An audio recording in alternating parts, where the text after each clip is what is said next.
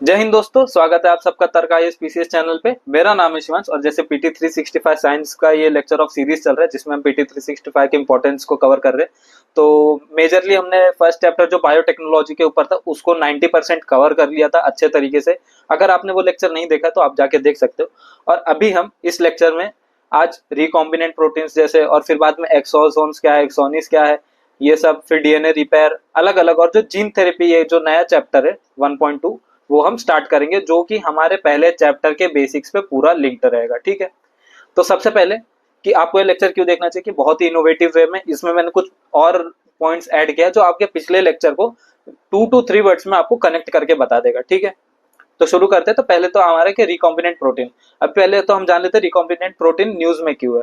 क्योंकि आईआईएससी जो कि आपका बेंगलुरु में, ठीक है, develop new process for production of recombinant protein. नया प्रोसेस इन्होंने फाइंड किया है जिससे रिकॉम्बिनेंट प्रोटीन का प्रोडक्शन हो रहा है। अब रिकॉम्बिनेंट प्रोटीन क्या होता है? आर्टिफिशियली प्रोड्यूस हो रहा है। ये ऐसा प्रोटीन है जो आर्टिफिशियली प्रोड्यूस हो रहा है जेनेटिक इंजीनियरिंग के टेक्निक से। जेनेटिक इंजीनियरिंग हमने क्या पढ़ा था पिछली बार कि जिसमें एक्स्ट्रा फॉरेन डीएनए को ऐड किया जा सकता है। ठीक है, एक्स्ट्रा फॉरेन डीएनए को ऐड किया जा सकता है। ठीक है, दिस आर मॉडिफाइड और manipulated protein and combinated by rDNA. ठीक है, आरडीएनए मींस रिकॉम्बिनेंट डीएनए, कुछ अलग नहीं है। आरडीएनए आर्टिफिशियली वो डीएनए है जिसमें स्ट्रैंड को कॉम्बिनेशन ऑफ 2 और मोर डीएनए मॉलिक्यूल्स करके बनाए जाते हैं।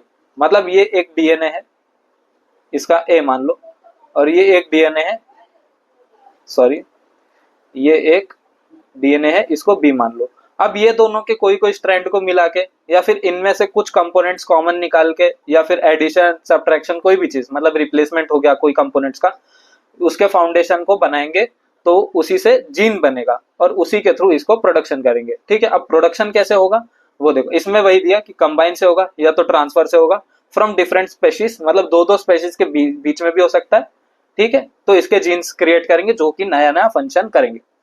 ठीक है, अब ये कैसे बनेगा? मोनोक्लोनल एंटीबॉडीज, जिसको मोएब्स और मैप्स भी बोला जाता है। तो ये क्या है? Mass produce by growing modified bacterial, viral और ममालियन सेल्स। मैमेलियन मतलब जो ह्यूमन एक मैमल है, ठीक है, वैसा वो लार्ज बायोरिएक्टर। अब ये मैप्स है क्या चीज? ये लैब मेड प्रोटीन है जो नेचुरल एंटीबॉडी जैसा रिएक्ट करता है। एंटीबॉडी वो रहता है कि जो आपके बॉडी को इन्फेक्शन से या फिर कोई हार्मफुल बैक्टीरिया ये सब से बचाता है। ठीक है, अब ये बोल रहा है कि RP such as monoclonal antibody, तो फिर ये मास प्रोड्यूस हो रहा है जो कि बैक्टीरिया, वायरल इन सब से बचाएगा, तो ये बायोरिएक्टर जैसा काम करेगा। ठीक है, तो यही है। अब इसका एप्लीकेशन कहाँ कहाँ पे कि इसके प्रोडक्शन हो रहे बायोथेरेपेटिक्स, जैसे इंसुलिन हो गया, ग्रोथ हार्मोन हो गया, ये सब। ठीक है, इसमें डेवलपमेंट हो रहा है वेक्टर वैक्सीन का। वेक्टर वैक्सीन बहुत अलग अलग जगह, कोविड में भी इसका यूज हुआ था। तो ऐसे मतलब कि कोई भी पैथोजन आ रहा है, जैसे कि मतलब इनकेस मलेरिया वगैरह ही आ जा रहा है, तो उन सब के वैक्सीन को इसमें से डेवलप किया जा सकता है। एग्रीकल्चर में इसका यूज हो सकता है क्योंकि अलग अलग स्पेशीज, मतलब प्लांट स्पेशीज को भी ये लोग यूज कर सकते हैं। एनवायरमेंट, प्लांट आ गया तो एनवायरमेंट भी आ गया, मतलब पॉल्यूटेंट्स को कंट्रोल करना एक्सेट्रा, ये सब रहेगा। अब ये हो गया। अब ये देखो, ये आ गया आपका जंबल वर्ड। देखो ये स्पेलिंग मिस्टेक नहीं है, वर्ड ही ऐसा है। देखो, मैसिप्टेरिस ओब्लांकियोलाटे। ठीक है, ये क्या है? फन। फन आपका जो रहता है, देखो इसके पहले कैरेक्टरिस्टिक्स कुछ जान लो कि ये ना तो सीड से उगता है ना तो फ्लावर से उगता है, ये उगता है इसके स्पोर से, उगेगा इसके स्पोर से, सीड और फ्लावर से नहीं उगेगा।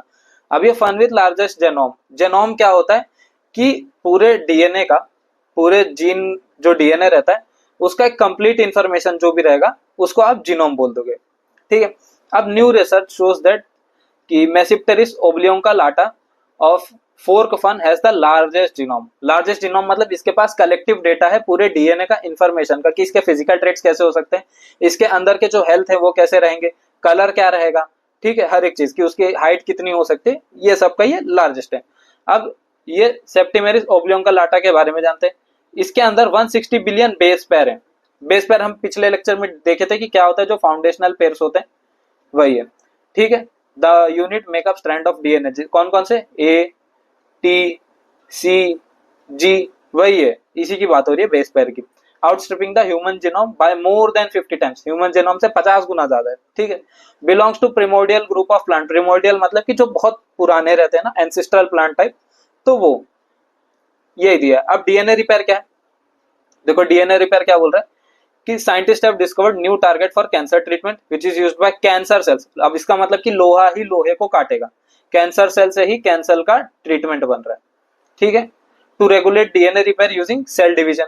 सेल डिवीजन मतलब सेल डिवीजन कैसे, ये ऐसा है, ये एक मान लो 2n है, तो ये ऐसे हो जाएगा, ये n और n, ये आपका सेल डिवीजन होगा। अब cancer cells uses the enzyme TDP, मतलब ट्रायोसिल डीएनए फॉस्फोडाइस्टेरेस 1, ठीक है। ये आपको टर्म याद रखना है, ठीक है, कि क्या टर्म है। To repair DNA damage caused by chemotherapy. Chemotherapy, जिसको कैंसर होता है वो कीमोथेरेपी होता है, जिसके वजह से उनके बाल झड़ने लगते हैं, कमजोरी आ जाती है, स्किन ब्लैक होने लगती है, ये सब।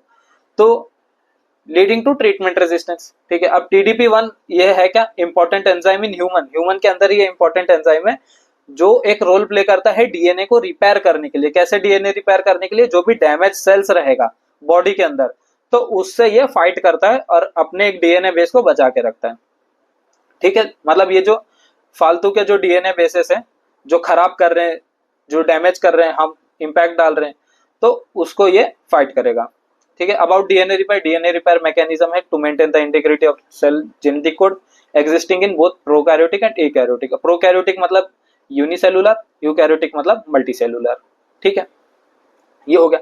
अब plant genome editing tool ISDra 2 NPB, ICR ने निकाला इसको, miniature plant genome editing tool है।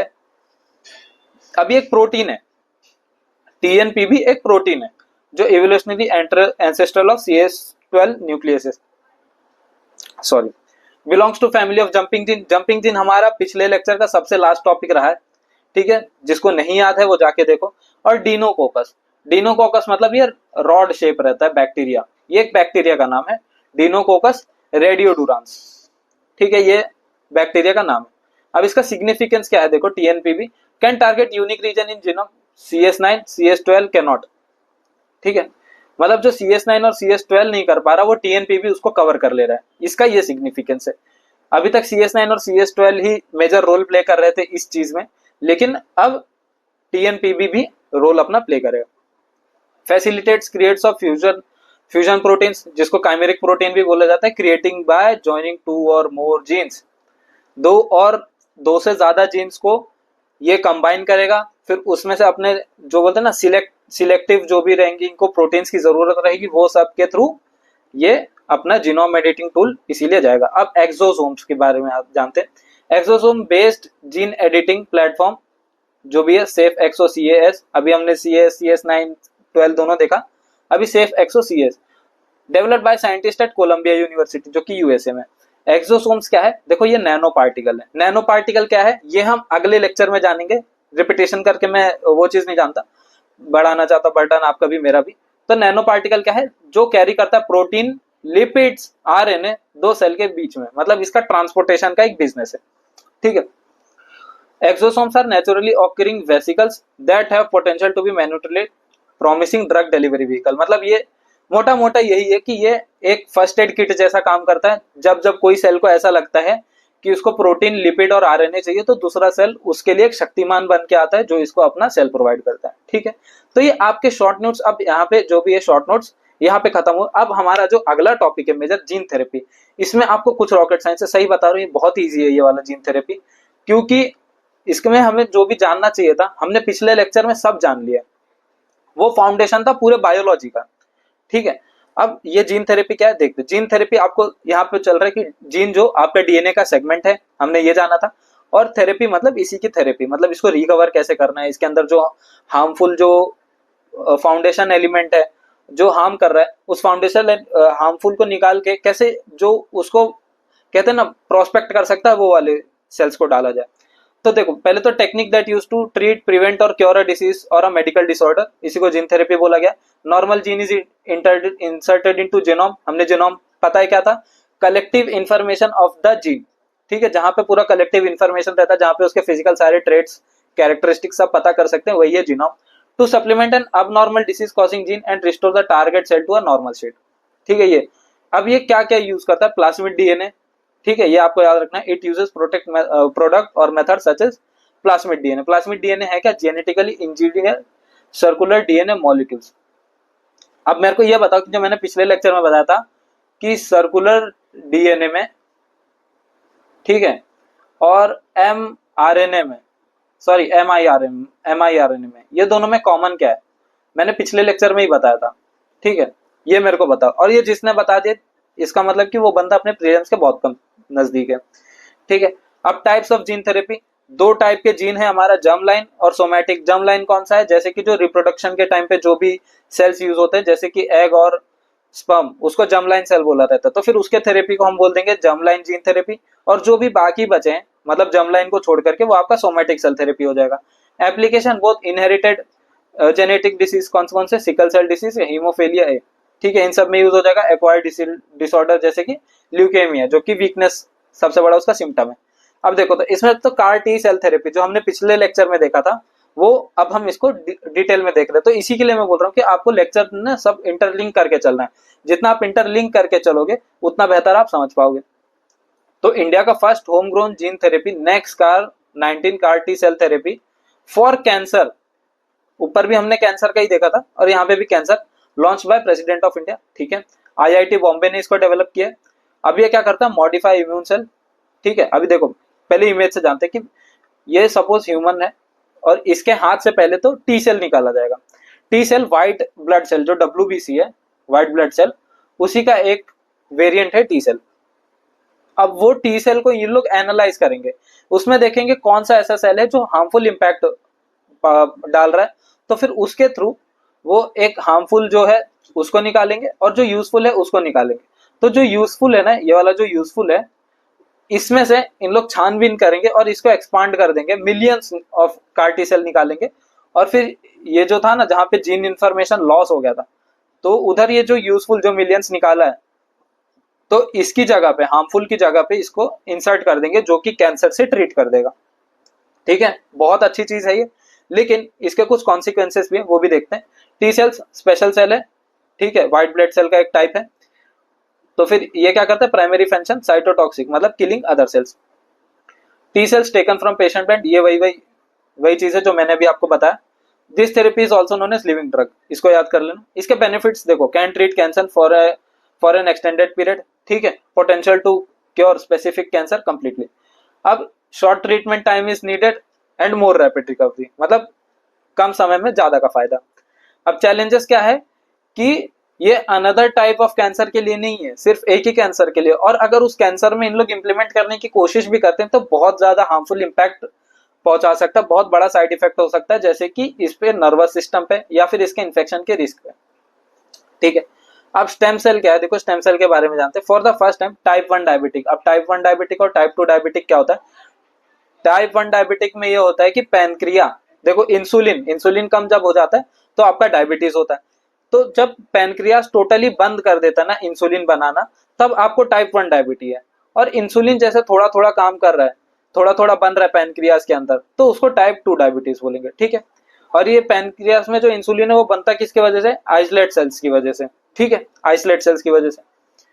अब देखो, type 1 diabetic women was treated by using cells derived from her own body after a reprogrammed stem cell transplant, ठीक है। Stem cell क्या होता है वो भी हम देखेंगे। इसमें मतलब ये है कि एक महिला थी, ठीक है, पहले उसके सेल निकाले, स्टेम सेल्स निकाले, और उसी के थ्रू जो है उसके इलाज का ये सिस्टम निकाले इन्होंने। मोर ऑन द न्यूज क्या?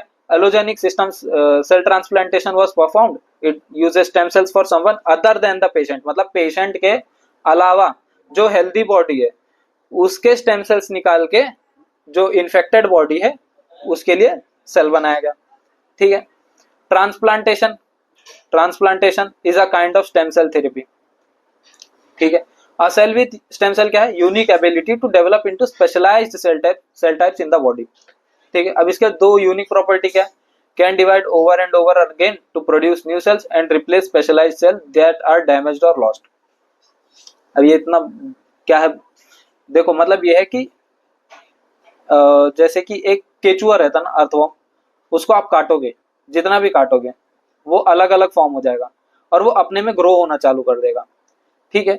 तो ये इसी तरह है कि इसको आप जितना डिवाइड करते जाओगे ये बढ़ता चले जाएगा और ये अपनी रेलेवेंसी नहीं खोएगा, इसका पूरा फंक्शन वैसे ही करेगा जैसे ये पूरा जुड़ने पे था, ठीक है। तो स्टेम सेल इसके लिए, अभी जैसे कि आप ट्री देखते हो ना, उसमें कैसे कि यहाँ पे ब्रांच है, यहाँ पे ब्रांच है, यहाँ पे, और हर एक ब्रांच पे लीफ है, किसी किसी ब्रांच पे फ्रूट है, फ्लावर हो रहे हैं, तो सबको न्यूट्रिएंट्स पहुंचाना स्टेम का काम रहता है, ठीक है। तो उसी तरह स्टेम सेल भी है, स्टेम का खुद का एक काम है कि वो हर जगह फैलाएगा खुद को और हर जगह एक जैसा न्यूट्रिशन पहुंचाएगा, ठीक है।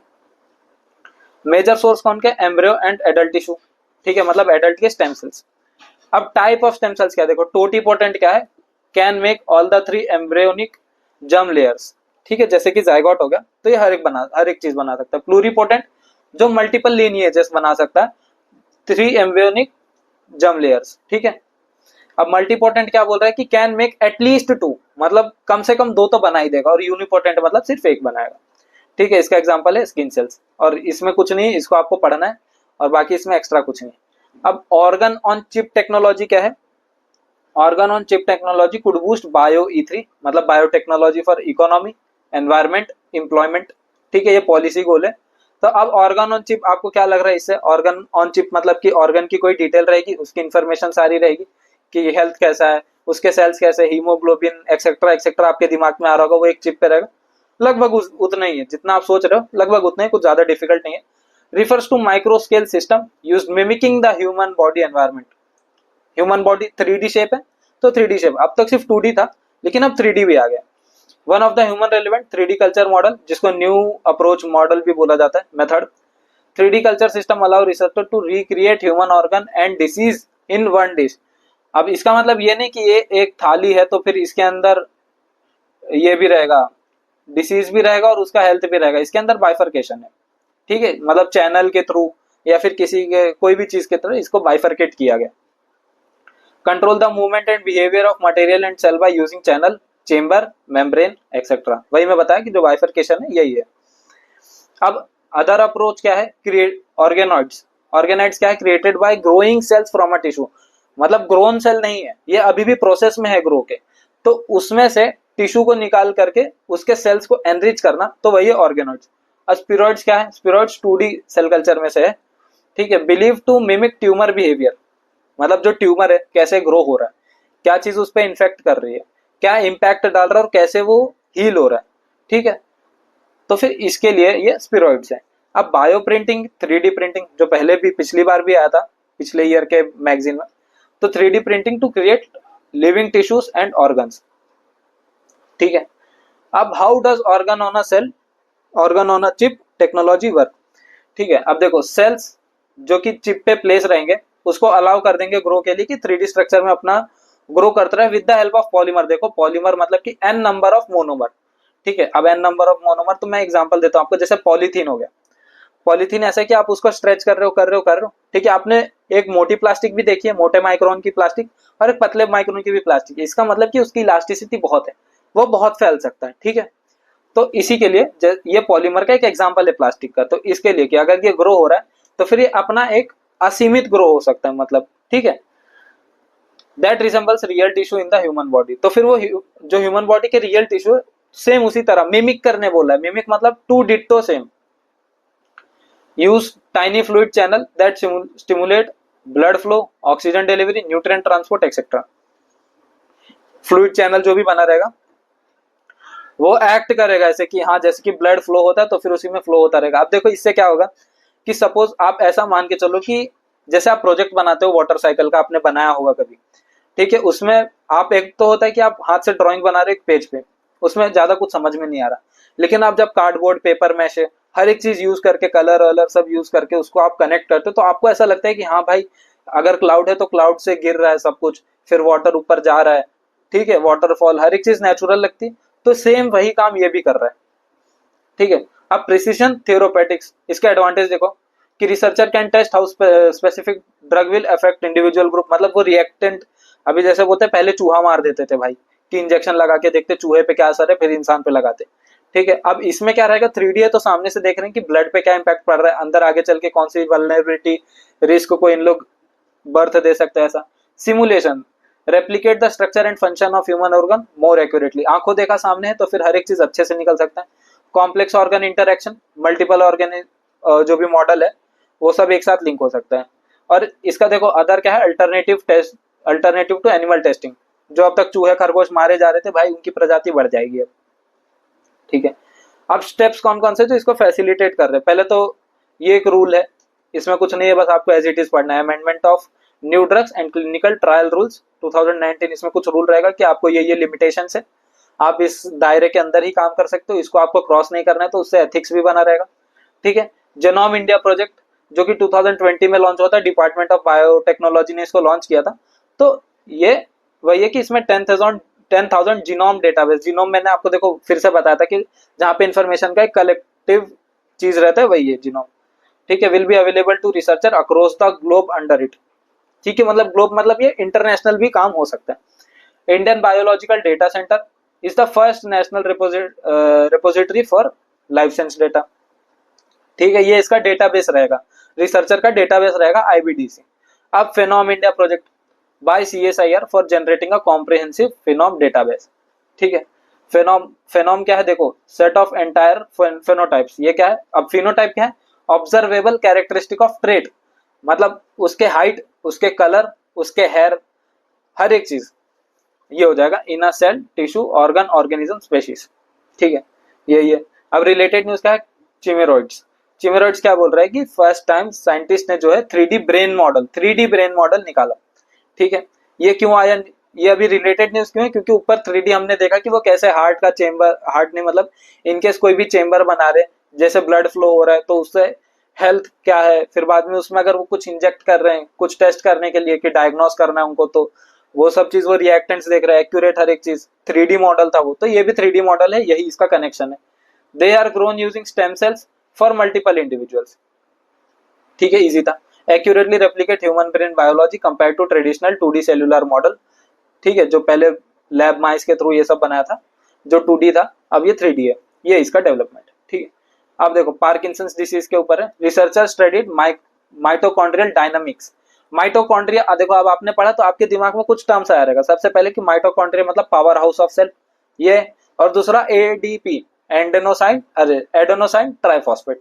ठीक है, अब ये तो आपको पता ही है, लेकिन इसके आगे क्या कहानी है वो जानते हैं। पहले तो हम जानते हैं कि माइटोकॉन्ड्रिया के बारे में, मेम्ब्रेन बाउंड सेल ऑरिजिनल है। ठीक है, जिसमें सबसे ज्यादा सेल एनर्जी रहती है in the form of ATP. ATP इसका सेल का एनर्जी प्रोवाइड करता है, जो माइटोकॉन्ड्रिया में स्टोर रहती है और धीरे धीरे छोड़ती रहती है। ठीक है, अब इसके फंक्शन क्या है, energy production, aerobic respiration. Aerobic respiration वो रहता है कि जो ऑक्सीजन रहता है आपका, ऑक्सीजन ग्लूकोज को ब्रेक डाउन करेगा और उसको प्रोड्यूस करेगा एनर्जी में, कार्बन डाइऑक्साइड और वाटर में। ठीक है, ये आप याद रख लो कि एरोबिक रेस्पिरेशन का क्या है। देखो, ये बेसिक टर्म याद करने का ना यही फायदा है कि आगे चल के अगर कोई साइंस का अलग से कोई टर्म आता है तो फिर अगर आपका बेसिक क्लियर है तो फिर आप वो एमसीक्यू अच्छे से सॉल्व कर सकते हो।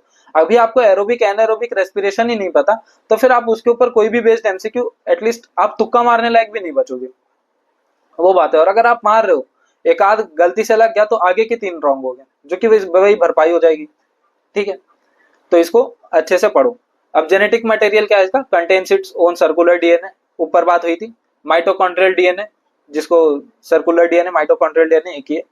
फिर आरएनए इसके अंदर होता है, राइबोसोम होएगा। कंपोनेंट्स ये क्या है, प्रोटीन सिंथेसिस के लिए। अब mitochondrial DNA use for tracing genetic lines.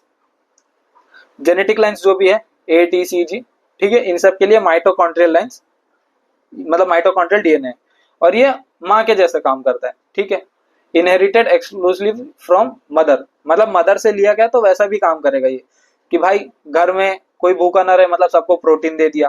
ठीक है, सबको एनर्जी मिलनी चाहिए, टाइम टू टाइम मिल रहा है हर एक चीज। ठीक है, मेकिंग दिस डिसीजेस मैटरनली इनहेरिटेड, वही है। अब माइटोजीनोम इससे रिलेटेड कंसेप्ट है। पहले तो जीनोम का मतलब आपको याद है, अब माइटोजीनोम पे आओ आप। लेटेस्ट स्टडी जो साउथ अफ्रीकन लेपर्ड में था, माइटोजीनोम रिवील्ड द पॉसिबल ओरिजिन।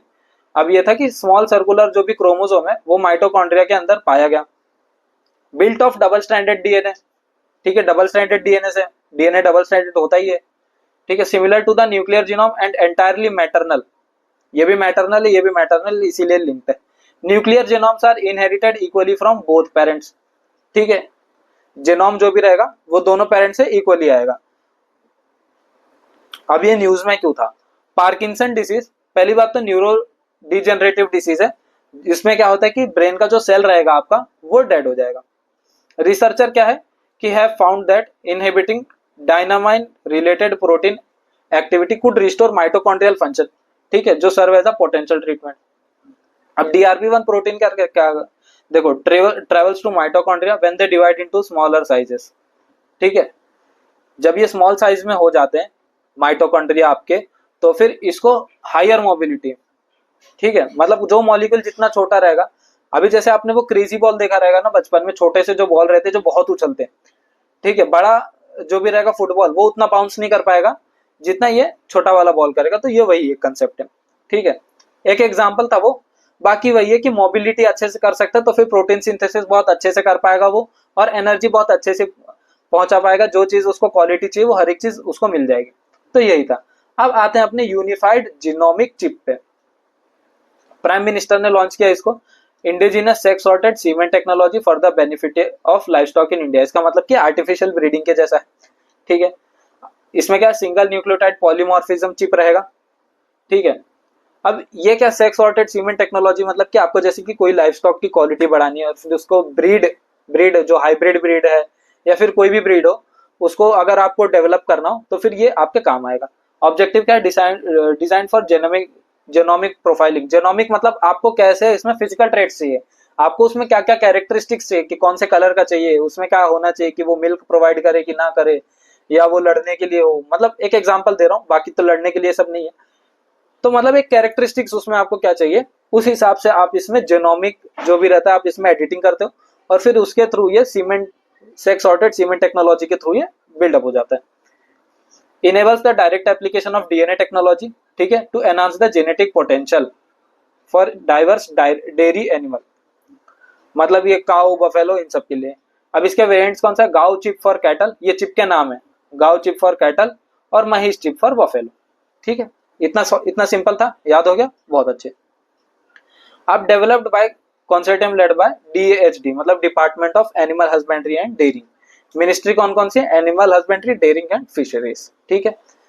अब SNP सिंगल न्यूक्लियोटाइड पॉलीमॉर्फिज्म, ये क्या है कि देखो, अभी जैसे कि एक आपका डीएनए है, जैसे कि ये आपका खुद का डीएनए ओन, ये ओन डीएनए, और ये फॉरेन डीएनए, ठीक है, ये फॉरेन डीएनए। तो इसमें आप देख रहे हो कि जैसे कि ये T एक जो सेल है, ठीक है, और यहाँ पे G है, तो अब आपको चाहिए कि यहाँ पे भी T आए, ठीक है, मतलब आपको खुद के सेल में इसमें अमेंडमेंट करना है ना, फॉरेन सेल में आप क्यों करोगे, फॉरेन डीएनए से तो आप ले रहे हो कंपोनेंट, तो आप अपने सेल में आपको यहाँ पे भी T चाहिए, तो फिर इस चीज को आप SNP के थ्रू एडिट कर सकते हो। तो यही है SNP में रिप्लेस, ये देखो, replace nucleotide guanine thymine in a certain stretch of DNA, G और T को ये बदल सकता है। These are the most common type of genetic variation among people. This can act as a biological marker और biomarker, ठीक है। तो ये रहा। और सेक्स सॉर्टेड टेक्नोलॉजी मतलब gender selected semen used in artificial insemination, ठीक है, वही है जो मैंने बताया आर्टिफिशियल ब्रीडिंग, और इसमें जेंडर सिलेक्टेड रहेगा, क्या क्या फिजिकल ट्रेट्स चाहिए आपको वो डालोगे आप इसमें।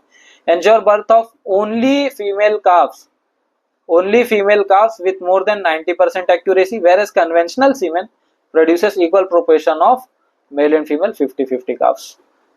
मतलब ये 90% रहेगा कि ये फीमेल ब्रीड निकाले, फीमेल काफ निकाल रहे, ठीक है। अब नेशनल डेयरी डेवलपमेंट बोर्ड इसके लिए इंडिजिनस टेक्नोलॉजी निकाला है जिसमें सेक्स सॉर्टेड सीमेन रहेगा, ठीक है। तो आज हम यहीं पे स्टॉप करते हैं, और ये जो भी है बायो E3 पॉलिसी और बहुत छोटे छोटे 3 न्यूज है जो कि मैं पढ़ तो चुका हूँ, मतलब आपको कवर कराना मैं अभी करा दूं, लेकिन आपके लिए वो बटन ना बने, इसके लिए मैं इसको अगले लेक्चर में कवर करूंगा। और हमारा एक बहुत अच्छा चैप्टर शुरू होने वाला है जिसका नाम है नैनो टेक्नोलॉजी, जो शुरू होते ही खत्म भी हो जाएगा, मतलब छोटा और अच्छा, बहुत अच्छा, आप उसको पसंद करोगे, क्यूट सा चैप्टर है, बहुत बढ़िया है, ठीक है। तो दोस्तों आज के लिए इतना ही। और रिसेंटली हमने विजय बैच लॉन्च किया, आप उसको देख सकते हो। विजय बैच में मतलब ये रहता है कि जो प्रीलिम्स के लिए बहुत मोस्ट एक्सपेक्टेड टॉपिक्स रहता है, उसको बेसिक से लेकर के एडवांस तक की जो चीजें उसमें कवर हो सकती है ना, वो हम लोग शॉर्ट टाइम में बना रहे। तो फिर जैसे कि आप ब्रेक लिए हो, या फिर खाना खा रहे हो, या फिर कहीं आप ट्रैवल कर रहे हो, तो उस वो टाइम को आप यूटिलाइज करके देखोगे तो फिर आपके लिए बहुत अच्छा क्वालिटी उसमें मिल जाएगा आपको। और साथ ही साथ हम MCQ अपने टेलीग्राम तर्क ISPCS चैनल में डाल रहे, तो फिर उसको आप सॉल्व करिए, क्योंकि वो बेसिक से एडवांस तक का वो वर्जन रहेगा, कि अगर आप नए भी हो या फिर आप ओल्ड भी हो, अगर आप ओल्ड हो तो फिर आपका रिवीजन हो जा रहा है, very good, win win situation. लेकिन आप जैसे कि ओल्ड हो, मतलब आप जैसे कि नए हो इस फील्ड में, तो आपको आपके लिए हिचकिचाहट दूर करने का सबसे बढ़िया मौका रहेगा ये, ठीक है। तो जितना हो सके दोस्तों इसको शेयर करिए, ठीक है, और बने रहिए, मेहनत करते रहिए, सब कुछ हो जाएगा, ठीक है। और पसंद आए ये वीडियो तो इसको लाइक जरूर कर देना, और कोई भी डाउट हो बेझिझक पूछो, विद इन 24 आवर्स आपको रिप्लाई मिल जाएगा, हर एक चीज का रिस्पॉन्स मिलेगा, ठीक है। आज के लिए इतना ही, जय हिंद दोस्तों।